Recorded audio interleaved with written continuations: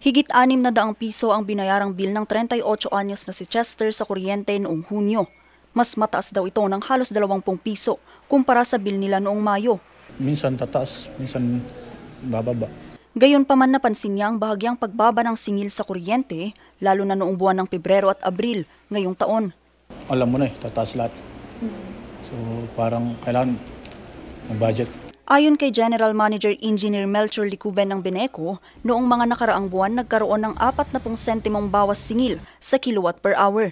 This particular billing period, bumaba po yung presyo ng ating kuryente. Gawa po ng maganda yung presyo ng generation cost. Pag mapansin niyo po yung report kanina, for the last 16 years, yung pong DSM charges, yung pong CAPEX charges na sinisingil ni Beneco, hindi po ito nagbago, hindi po tayo nag-increase. Ang nagbabago po doon yung generation component.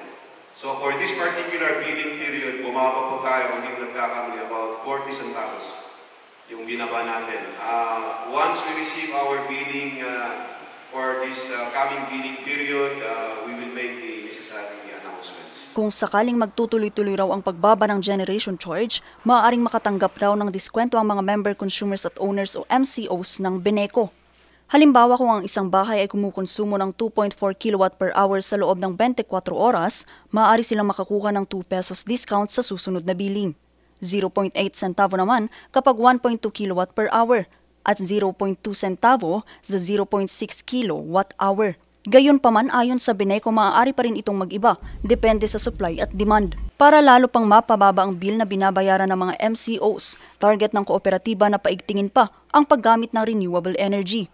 Maliban sa hydropower plant ng Beneco sa Bugyas, Benguet, plano na ring pasukin ng kooperatiba ang pagtatayo ng sarili nitong solar power plant. Ito'y para mabawasan ang binibiling supply ng kooperatiba mula sa mga power plants. At dati kinatang ito yung tamaan na lote na 7 hectares.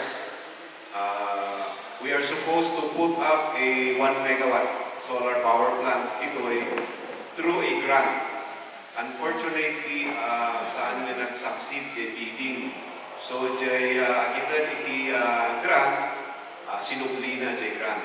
Bagamat pinag-iipunan na ito ng kooperatiba, mayroon na ring itinatayong mini hydropower plant sa Buwed River sa Tuba, Benguet at kapag natapos, maaari itong makapag-supply ng 5 megawatts. Paraan din ito ng kooperatiba sa pagsunod sa Philippine Energy Plan ng Department of Energy kung saan 35% ng kuryente sa bansa ay renewable energy pagdating ng 2030. This will hopefully bring down the cost of electricity that we pay. Because this will be our own facility generating our own supply. 3 megawatts lang yun compared to 110 megawatts. So with all the potentials in Benguet, hopefully we will reduce our dependence on conventional source of power. Samantala, malaking hamon naman sa kooperatiba ang pagtitiyak ng tuloy-tuloy na supply ng kuryente, lalo na ngayong panahon ng tag-ulan. Okay naman, ma'am. Kung minsan, meron ngayong minsan mataas, tapos minsan medyo mababa, ganun. Kaya naman bago pa man manalasa ang mga bagyo sa bansa, kumilos na rin dito ang Beneco. Masakit niya tayo tayhaan nga tayo blackout. Ang aim kasi ni Beneco is to continuously improve its operations, kaya tayo nag-invest na mga ganito.